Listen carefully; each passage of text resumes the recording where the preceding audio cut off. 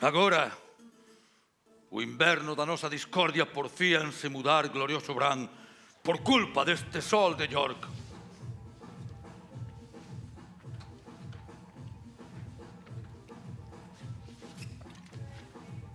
Agora, as néboas que noutrora boiaban contra a nosa casa, disipadas habitan no máis fondo do mar.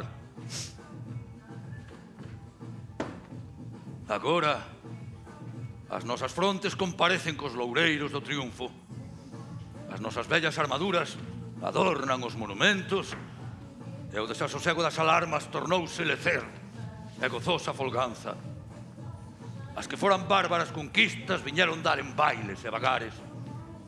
O rostro curtido da batalla alisou as enrugas do entrecello e agora, no canto de montar corceis armados destinados a probar o valor deste reino, ensaia posturas e cabriolas cursis na alcoba dunha dama ao compás lamentable dun lascivo laude.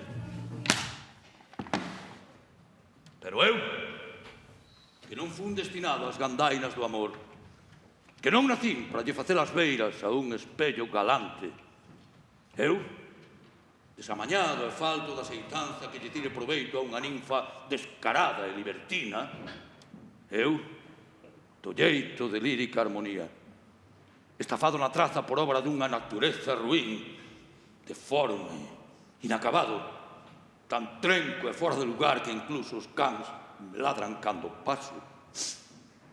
En fin, eu, a estes tempos de paz tan relambida, ningún aquel de encontro nin cousa na que folgar agás, a espreita da miña sombra ao sol, gabando a miña monstruosidade.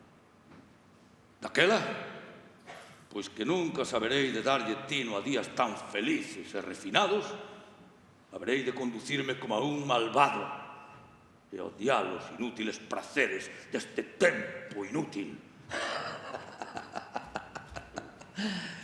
E nas miñas manganchas dei entramar conxuras e sospeitas, servíndome de agoiros delirantes, difamacións e solercias que dispuxeron entre o meu irmán George e o rei un odio mortal e definitivo. E se o rei Eduardo resultase tan xusto e sincero como eu ruín, mesquiño e argallante, non vai pasar de hoxe que George, o duque de Clarence, o meu querido irmán, non remate cos seus osos nunha cela. É todo por obra dunha profecía que acredita que G é a letra inicial que ten o nome de quen será o asasino dos herdeiros do rei. Isto é intolerable. Que non é do rei. Pero acougaron entre pensamentos meus que por aí ven George. Moi bons días, irmán Clarence. Que ven querendo dicir esta vileza? Sabes, o rei preocupado pola miña seguridade dispúxome unha escolta para me levar á torre. E iso por qué? Porque o meu nome é George. Estou perplexo. Diso ti non tes culpa ninguna. Debía de cobrarlle aos teus padriños. Ah, xa me decato. O que pretende o rei é rebautizarte na torre.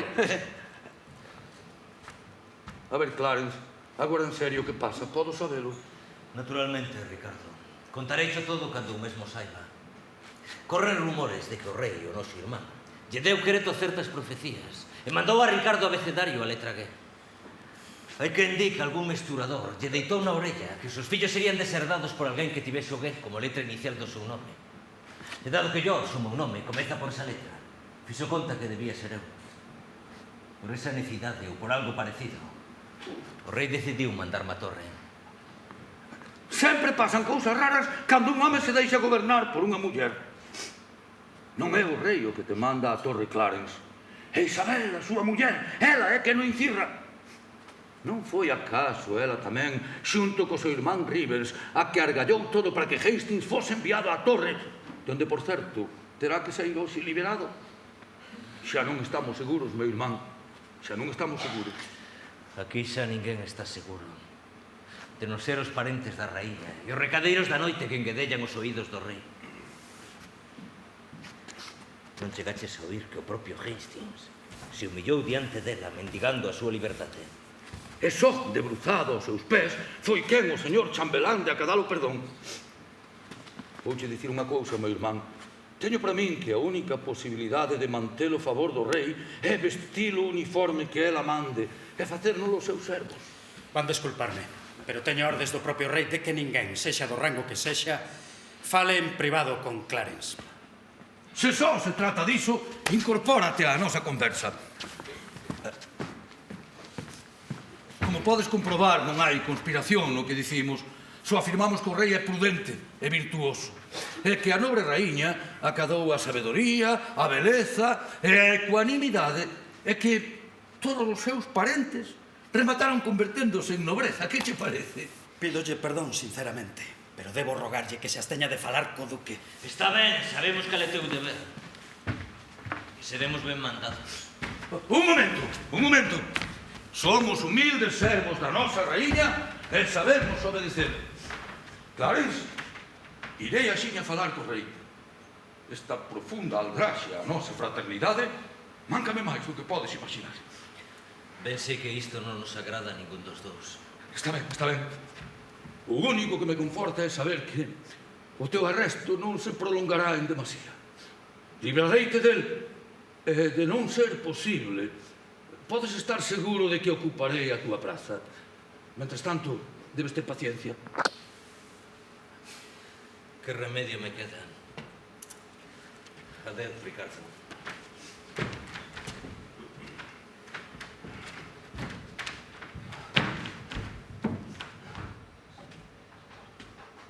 Adeus! Anda, vai e percorre o camiño que non ten retorno. Simplísimo alpavarda.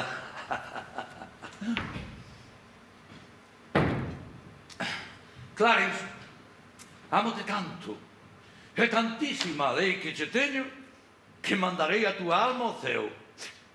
Se é que os ceos me aceptan agasallos. Bos días, señor. Idéntico é o meu desexo, querido chambelán. Benvido ao aire libre, Hastings. Que, como deu aturado a prisión o meu señor? Con moitísima paciencia, tal e como recomendan as súas normas. Pero eu ainda estou vivo para darlle as gracias aos que me encadearon. Canta sabedoría! Teño para min que así talmente o fará Clarence, pois os vosos inimigos son comuns e triunfaron contra el do mesmo xeito que o fixeron contra ti. É unha mágoa que Salles permaneza na cadea. Mentres os boitres e os miñatos depredan na impunidade. Que novas tes de fora? Ningunha tan inquietante como os daqui dentro. O rei está doente e melancólico. Os médicos temen pola súa vida. Por San Pablo, esa en verdade é unha mala nova. Os resultados de se conducir na vida con principios tan inconvenientes remataron por lle pasar factura ao noso amado rei. Arrepía só de pensarlo. E onde está? Terá que guardar cama. Sí. Vai diante, xa te alcanzarei.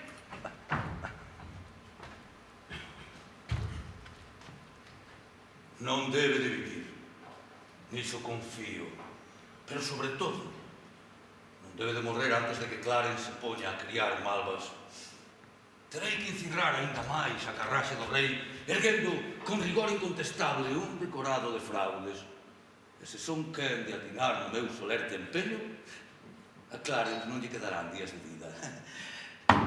Cumprido este objetivo, que Deus reciba en amorosos brazos a Eduardo e que me deixe a min campar audaz neste ancho mundo.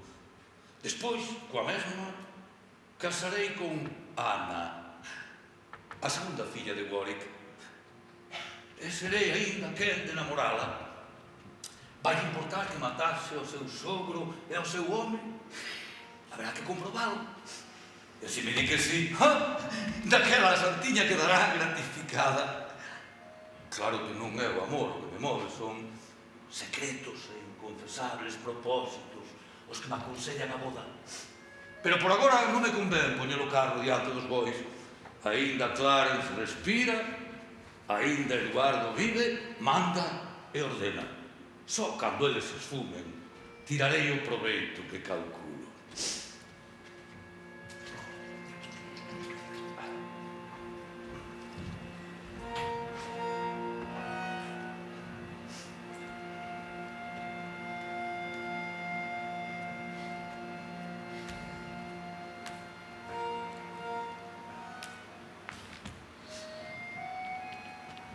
Pouso esta carga.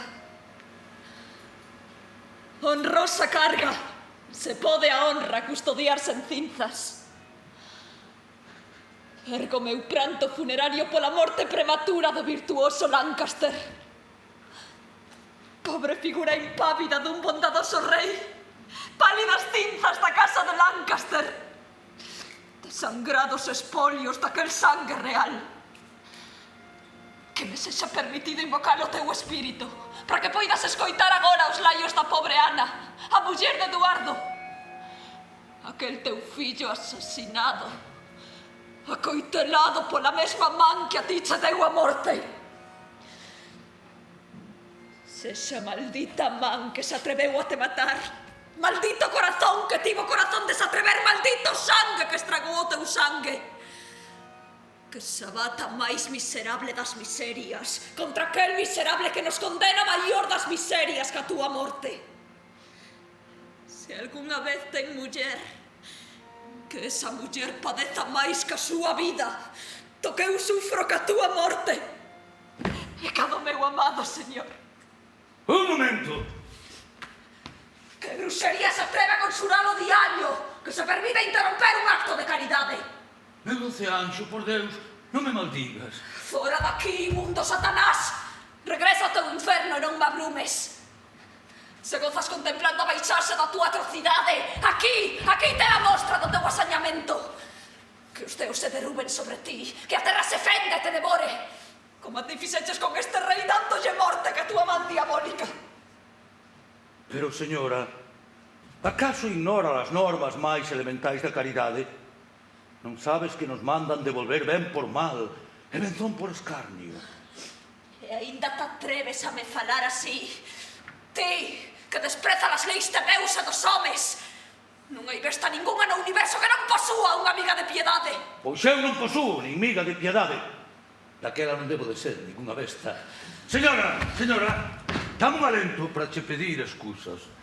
Noso ruín que ningún corazón é capaz de aturar. Ti non tes máis excusas que aforcarte. A forca sería a miña acusación. Na forca serías excusado e faríase xustiza a tanta injustiza cometida contra tantos. Podíamos dicir que eu non os matei. Podíamos dicir que non nos mataron. Pero mortos están, e mortos por ten, criminal sabesuga. Eu non matei ao teu home. Entón está vivo. Non, está morto. Pero que non matou foi Eduardo. Roña que tes por lingua instruiuse na mentira. A propia raíña Margarita. Margarita! Sí, Margarita viu a túa espada manchada do seu sangue. A mesma que dirixiches o seu peito, só que os teus irmáns a desviaron. Se fixen iso foi porque me deron pronto. Ignoras como andaba a provocarme a lingua infame da raíña Margarita. Pretendía asignarme as culpas doutro. Non, fuches provocado por un teu corazón perverso que non sabe pensar máis que no espolio. Acaso ti non fuche o asasino deste rei?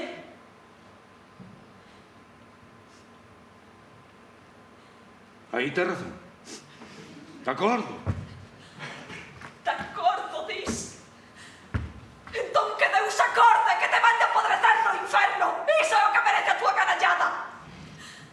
El, que era un rei bondadoso, Jesús. Daquela non ten queixa. Eses eran demasiados méritos humanos. Campan mellor compartindo o trono co divino. Un lugar que ti non coñecerás nunca. E el terá que agradecermo. Axudei-no a chegar. Creo que estaba máis capacitado para ese sitio que para reinar na terra. En cambio, ti só merece no inferno. Non, señora, non.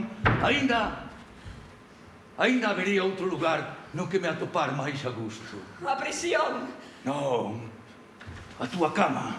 Que todos os insomnios te persigan ali onde te deites. Así sexa, señora, ata deitarme contigo.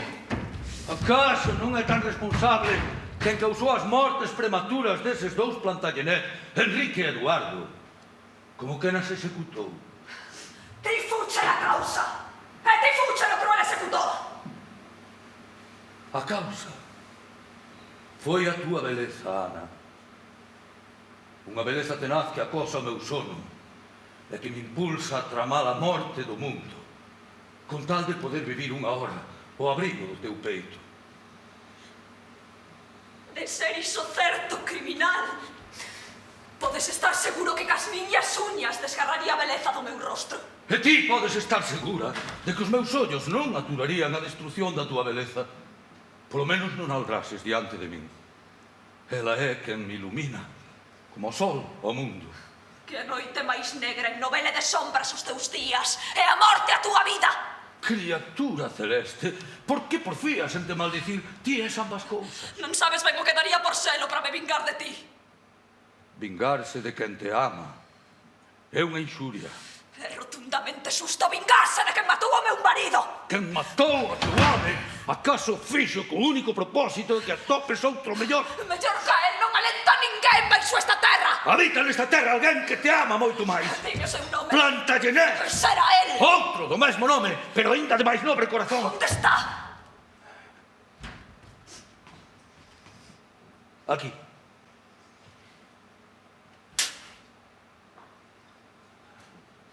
Por que me cuspes? Oxalá este cuspe sexa mortal veleno para ti. Nunca un mortal veleno podría manar de fonte tan clara. E nunca o veleno atoparía sapo máis nocento sobre o que escorregar. Fora da miña vista, envenena os meus ollos. Non, señora, non. Son os teus ollos os que envelenan os meus. Oxalá fosen serpes que te afogasen. Oxalá.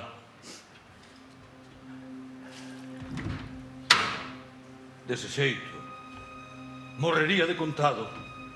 E non estaría morrendo aos poucos como agora. Os teus ollos, señora, son a causa das miñas vaguas amargas. Nunca nada lle preguei a amigo ou inimigo. Nunca os meus labios souberon dicir delicados cumpridos. Señora, non instrúa os teus labios no desprezo. Cádanlle os bicos, non a vileza.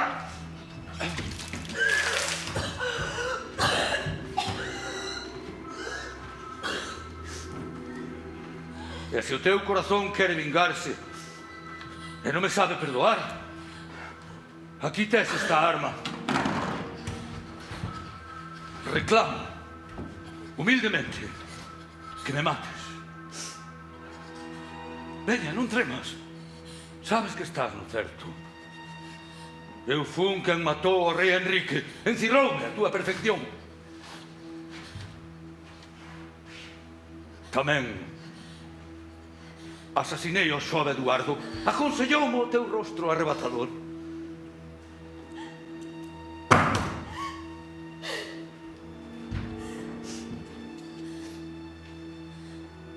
Toma de novo esta arma ou tómame a min.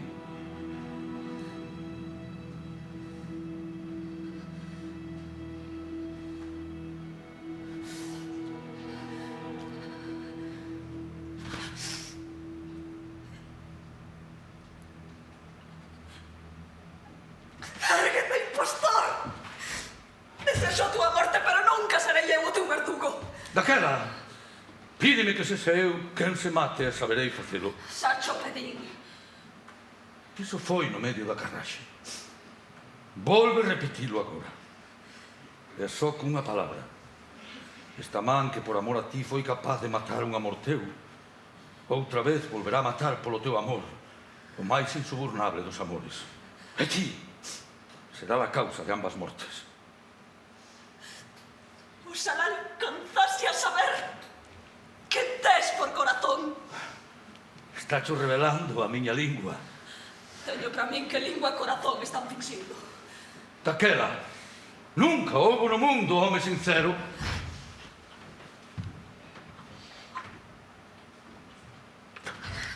Concédeme o favor de aceptar este anel.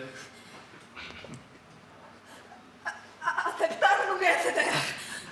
Repara como o meu anel se acomoda ao teu dedo. Por San Pablo, talmente así se ampara no teu peito o meu abatido corazón.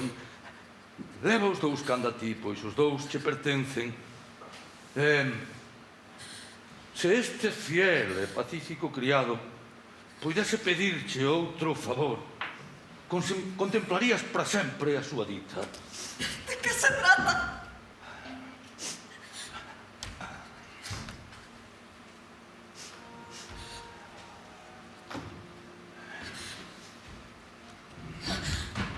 Creo que debías afastarte destes trámites funerarios e deixar que se ocupen deles aqueles que teñen máis motivos pro loito. Vai á miña casa. Teño moitas e secretas razóns para cho implorar.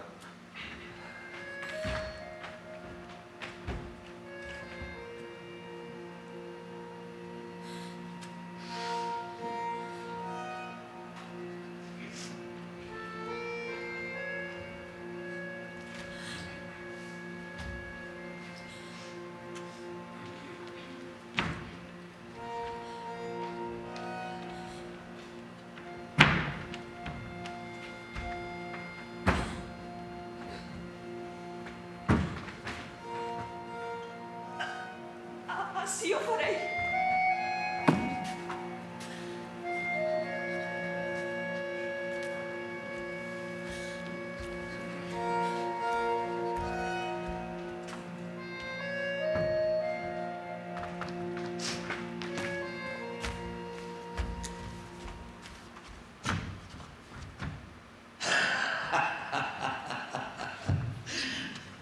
Pero houve alguna vez, desde que o mundo é mundo, muller que fose engaiolada así.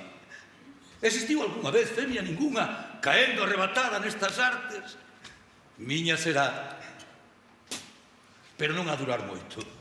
Eu, que matei ao seu sogro e ao seu home, son quen de encandeala no susto instante no que o seu corazón destila o rancor máis nocivo, con blasfemias na boca, con vaguas nos ollos, diante da prova ensanguentada da súa indignación, a pesar de ter a Deus e a súa conciencia contra min.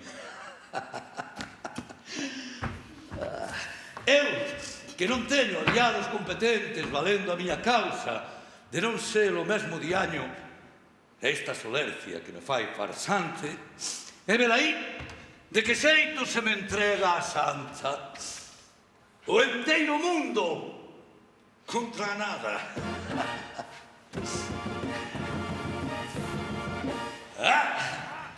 Entrégaseme a mí, que troncei a primavera do seu príncipe, convertendo en viúva inesperada e condenando a habitar nunha alcoba de angustias. A mí, que nin cumprido igual a metade dele. A mí, unha estafa, un aborto, un espantallo. Agora mesmo, apostaría toda a miña fortuna contra un miserable patacón se durante este tempo non estiven sendo arbitrario demais sobre a miña persoa. Parteira que me aproveitou. Ela é quen de me ver maravilloso, ainda que eu non alcance a entender como é posible. Mercarei un espello de contado. Darei de ocupación a 20 sastres para que fagan de min un figurino, pois, xa que logrei acordar comigo mesmo, se cadra vai sendo hora de que faga un dispendio que me conserve este estado de gracia. Brilla, sol luminoso. Oh, vou mercar un espello que aprobe a miña sombra cando paso.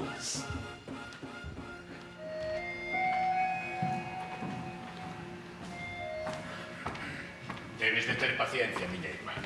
O rei recobrarase a xilla dos seus males. Que será de min se morre? Non habería máis desgracia que a perda dese nobre señor. Desa perda abrollarían todas as miñas desgracias. Pensa entón que os ceos quixeron bendicirte cun fillo virtuoso, que será o teu alivio cando o rei non viva. O meu fillo. El aínda é moi novo. E esa condición obriga a confiar a súa tutela a Ricardo de Gloucester, un home que me odia e que despreza a toda a miña xente. Xa está decidido que Ricardo será o rexente. Sí, é de lei que así se faga de morrer o rei. Realmente bien. Moi bons días, majestade. Que o ceo agasalle de alegría a nosa raíña. Vistes hoxe o rei? Acabamos de ver. E que pensades? Hai esperanzas de que mellore? Todos son esperanzas, señora. Vimos a súa majestade moi restablecido. Oxalá os ceos lle devolvan a saúde. E falastes con ele? Falamos. Está no seu ánimo que o duque de Gloucester e Hastings se reconcilien co seu irmán, señora. Ordenou que todos acudisen á súa presenza. O que eu non daría por ver iso. Pero moito me temo que non ocorrerá. Non fan máis que difamarme, e xa non o tolero. Malicio que a nosa felicidade ten os días contados. Non lle foron agora con contos ao rei, envenenándolle a orella con falacias de que son despiadado e desleal? Por San Pablo, son tan miserables que sen reparar na súa saúde vanlle con díxomes, sementándolle o suízo de cizaña. E claro, como eu non nací para ser o bufón de ninguén, entón resolven que debo ser considerado un perigoso inimigo. De que xa non vai un home honesto poder vivir en paz sen que a súa indiferenza se vexa ameazada polas cobardes solercias dos soinamoiras? A quen dos presentes se está referindo, señor? Pois a ti, mesmamente, que nin desgracia, nin es gracioso, e por riba anda xustiño de talante. A ver, dime, cando te faltei a ti o respeto? Cando te aldrasei? Cando aldrasei a alguén da vosa parentela? Que caia sobre vos a peste. O rei, a quen Deus garde máis ben do que todos desexades, xa nin pode respirar tranquilamente, coa moledes coas vosas retorcidas e enxumiadas. Irmán Ricardo, estás a confundir as cousas. Foi o propio rei o que ordenou chamarte para saber por ti as razóns da túa malquerencia e poñerlle remedio. Xa non sei que dicir. Andache ben raro o mundo. Des que calquera badoco é declarado noble, moitos nobres empezan a afiliarse ao badoquismo. Veña, Ricardo, que aquí nos coñecemos todos. O que che pasa é que estás alporizado polo meu ascenso e o da miña xente. Deus nos permita vivir sen que nunca nos cumpra o teu favor. Sin embargo, Deus quere que ti sexas necesaria. O meu irmán Clarence está preso pola tua culpa. Eu, caído en desgracia, e a nobreza máis fiel sometida a deshonra, porque día sí e día tamén se incorpora ao poder unha denigrante morralla que o día anterior nin merecía que se lle dese os bons días. Xuro por Deus que me elevou desde a feliz existencia que habitaba a esta altura tecida de incertezas, que nunca alentei o rei contra o duque de Clarence. Podes negar acaso que non fuches a responsable da prisión de Hastings? Naturalmente que pode. Naturalmente que pode, señor Rivers. E quen non o sabe? Ela pode o todo. E pode ser ainda máis poderosa. Pode lograr, por exemplo, que obteñas un ascenso. E logo negará que tal ascenso foi obra das súas mañas. E saberá como arrogarllo os teus enormes méritos. Que cousa será que ela non poida? Como non vai poder? Se ata é capaz... Ricardo de Gloucester! Leva durando demasiado tempo as túas ordinarias impertinencias. Xuro por Deus que informarei ao rei das túas intolerables ofensas. Prefiro ser criada de servir que raíña soballada deste xeito. Pouco gozo me dá ser raíña de Inglaterra se este é o seu prezo. Como que? Que me ameazas con ir contarlle ao rei? Pois veña, vai. Pero iso sí, cóntallo todo, porque eu mesmo manterei as miñas palabras diante do rei, aínda que me arrisque a ser enviado á torre. Xa vai sendo hora de falar e de poñer a prova os meus servizos. Antes de que ti fose raíña e o teu esposo rei, eu sabía sendo a besta de carga dos seus espléndidos negocios. Quen con maior eficacia liquidaba os seus perigosos inimigos para que o seu sangue chegase a ser real, eu vime obrigado a derramar o meu. Durante moito tempo, ti e o teu primeiro esposo fostes partidarios da casa de Lancaster. E ti tamén, Rivers. Deixade que vos recorde, por se andades escasos de memoria, o que fostes onte e o que sodes hoxe. E tamén o que fun eu e o que son. por aliarse cas tropas de Eduardo a loitar pola coroa, a recompensa de Clarence é a prisión. Oxalá o meu corazón fose de pedra como de pedra parece o de Eduardo, ou que o seu fose clemente como o meu.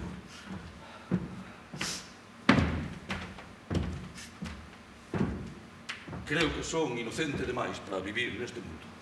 Meu señor Gloucester, naqueles inquietantes días que agora lembras co propósito de acusarnos de inimigos, o único que fixemos foi acatar as ordes do noso legítimo soberano. Faríamos o mesmo no caso de ser ti o noso rei. De ser eu o vosso rei? De ser eu o voso rei? Pero ti non as pensas. Prefiro andar por portas. Se tal consideras, e tampouco valora a condición de rei neste país, podes entón imaginar a pouca gloria que me dá ser a min a súa raíña. Efectivamente! Ti non podes ser feliz sendo a súa raíña, porque a raíña son eu, e vivo na desgracia. Xa non podo calar por máis tempo. Escoitádeme ben, miserables, que nin vergoña tedes en esfolarvos vivos por repartir o botín que me roubastes. Hai alguén entre vós que me poida soster a ollada sen sentir arrepío. Non te, distinguido canalla, non te agoches! Pestífera bruxa, que se che perdeu por aquí? A crónica das túas crueldades. Iso será o que teñas que oír antes de marchar. Non te mandaran ao exilio baixo pena de morte? Mandaran, pero decateime de que hai máis dor no desterro, da que me poida a morte destinar aquí, na miña casa. Ti debes un fillo e un marido. E ti unha patria. Todos vos lealtade. O meu espanto pertence vos a todos. E todas as fortunas que roubastes seguen sendo da miña propiedade. A maldición que meu pai che botou cando usaches colocarlle unha coroa de papel na súa fronte e con sal e escarnio provocaches nos seus ollos inmensos ríos de bárbas e para que o secase non se che ocorreu máis cousa que entregarlle un farrapo empapado co sangue inocente do seu fillo Ralph. Aquela maldición que desde o desespero máis profundo da súa alma o meu pai chantou contra ti. Regresa agora contra ti. E foi sanción de Deus, non cousa nosa, que quiso que espiases aquela acción brutal. Deus termina vingando sempre os inocentes. O asasinato daquela criatura foi a maldade máis arrepiante da que se ten memoria. O máis cruel dos tiranos aínda sente piedade ao escoitar esa historia. Non houbo home ningún que non vaticinase a represalia. Seredes falsos. Andabades todos a aldraxarvos antes de que eu entrase e dispostos como lobos a vos trabar nas gorxias. E agora dirixide a vosa carraxe contra mí. Que morra o voso rei, e non na guerra, senón como resultas dos seus vicios. Que Eduardo, o seu fillo, e agora príncipe de Gales, morra tamén, e morra en violencia. E ti, que agora é raíña, sobrevive como a min a túa gloria. Vive dabondo para contemplar como outra che arrebata a gloria que ti me arrebataches.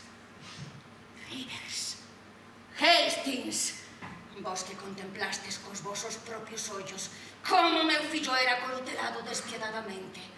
Queira Deus que se me cumpra o ancello de que ningún de vos chegue a vellez, senón que pola contra a vida se vos tronce nun suceso tráxico e imprevisto. Rematache xa cos teus ensalmos, bella Lurpia. Sen sinalarte a ti! Era che boa! Agarda ainda porque me vas oír, depredador da paz deste humillante mundo! Que un delirio brutal che estraga o corazón cun inferno de horrores! Ti, porco bravo, parido con estigmas, escardio da natureza, fillo das tebras, aborto fodiñento, ignominia do ventre da tua nai, deshonroso enxendro do esperma do teu pai, ti, farrapo sen honra, ti, pestilencia de... Margarita! Ricardo! Ti! Non te chamei.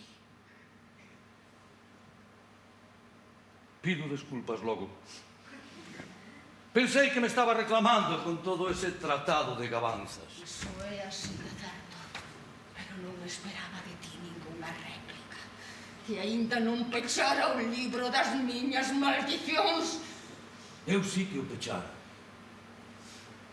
A túa última maldición remataba dicindo Margarita. Reparas que conduce as túas maldicións contra ti mesma. Miserable carabato de raíña. Insustancial candil do meu vello esplendor. Por que te metes a fornecerle azucre esa araña deforme? Acaso ignoras que a súa tea mortal rematará asfixiándote? Estúpida cretina. Non faz outra cousa que afiar a navalla que te mate. Ainda acordará un día no que veñas pedirme que che axude a maldicir este verme repulsivo. Sórdida profetisa, rematarás dunha vez que as túas maldicións. Estás a piques de agotar a nosa paciencia. Que todo canto se gañou con sangue se derrame! Xa está ben. Enmudece dunha vez. Ilustrísimo Báquida, benzón para ti e para túa irreprochable estirpe. As túas mans non se mancharon con noso sangue. Ti non entres nas miñas maldicións. Non hai aquí ninguén merecente delas, miña Nobre señora. Buckingham, ollo con ese can. Nunca olvides que é da raza dos que traban cando adulan e que a súa dentellada trae veleno mortal. Nunca trates con ele. Crime, pecado e inferno son as súas divisas e todos os enservos só obedecen. Primo, que rosma a vella? Nada que me interese. Como? Refuga o meu consello e tes en consideración o propio diaño contra o que te acautelo. Lembrarás este día cando el che destroce o corazón.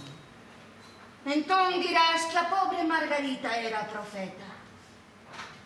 Viviredes sometidos ao seu odio. El o voso e todos o de Deus. Hasta rezo cas súas maldicións. Eu tamén, non me explico como deixan andar soltas. Hai que ser comprensivos. Sufriu demasiadas aldraxes. Eu mesmo confeso estar arrepentido da parte que me toca. Empeñeime demais en axudar a alguén que agora mo paga con indiferenza. O caso de Clarence, mesmamente. Cal ven sendo a recompensa aos seus desvelos? Metelo nun cubil para cebalo? Que Deus teña piedade de que mandou tal cousa. Señor, o rei manda chamala. E a todos vos tamén, señores.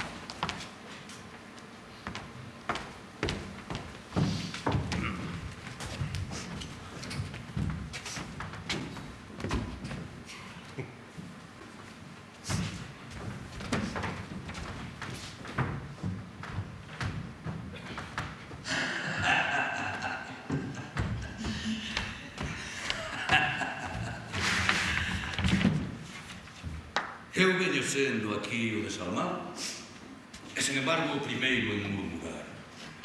Inculpo gravemente aos outros de noxentas vilezas que enguederio eu mesmo. Pero a calar que por aí veñen os meus sicarios. Que tal? Como vai todo, meus audaces amigos? Dispostos xa a tramitar o asunto? Dispostos, meu señor. Vimos recoller a credencial. Ben pensado. Aquí está. Abreviado argumento e nada de teatro nas accións. Sen piedade. E non se vos ocorra darlle creto aos seus lamentos. Clarence é elocuente e poderíamos convencer. Veña, veña, señor, estea tranquilo. Non imos de tertulia. Gustadesme, rapaces, caédesme ben. E agora, andando, despachado o negocio e poñédelle atención e profesionalidade. E con urxencia.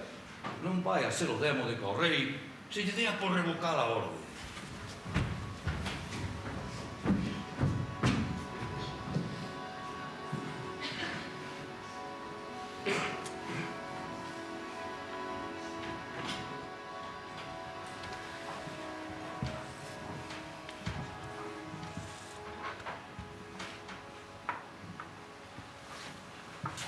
Que lle pasa, señor? Ten un aire sombrío. Pasei unha noite pavorosa, con terribles pesadelos. O meu corazón está abrumado e quixera dormir. O que o señor mande. Que Deus lle conceda un sono reparador.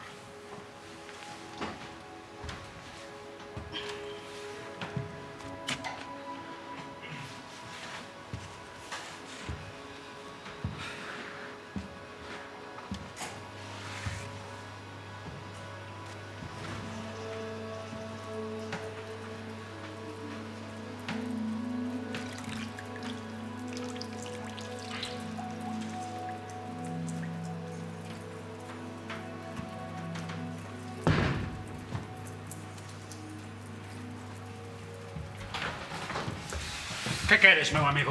Como entraches aquí? Queres falar con Clarence e entrou coas súas pernas. Metes medo con tanta precisión. Home, non. O bendito logo edito. Anda, mostrarlle a credencial e non se fale máis.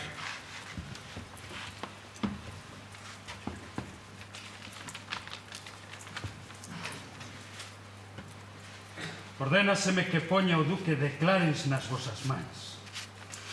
Non vou preguntar que se pretende con isto. Prefiro ignoralo e non complicarme a vida.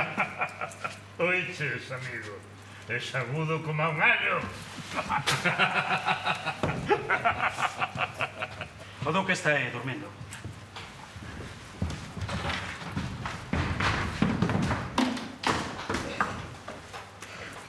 Entón que? Aplicamos o santo sol e os aproveitando que dorme? Non sexas animal. Non ves que cando esperte te chamará con nainiñas e non lle faltará razón. Pero ti estás parvo ou telo día. Como vai despertarse lle dou pataqueira? Acordará no día do xuizo final. Ui, para que mencionaría a palabra suizo? Dame un aquel de mala conciencia. Ollo, ou agora mesmo vou contarlo a Ricardo. Este cabrón ten que morrer. Xa me esquecera da recompensa. Estás seguro de que non volverás ter mala conciencia? Sabes do que estou seguro? De que o mellor é non ter tratos con ela. A conciencia cobarda o máis audaz. Non roubas sen que te acuse, nin xuras sen que te increpe, nin te deixas pa muller do veciño sen que o fregoe. Dígose que a conciencia é quen de deixar por portas a quen teime en protexela. Botan a fora das cidades e aldeas polo risco que ten. Os homes que aspiren a vivir ben deberían, sobre todo, confiar en si mesmos e non se fiar dela. Agora, ti apúntale no texto co coitelo. E despois, metémosle a cabeza aí. Unha idea caralluda. Podemos facer con el unha torrada. Parece que acorda. Dalle dunha vez, centella. Quero a luz!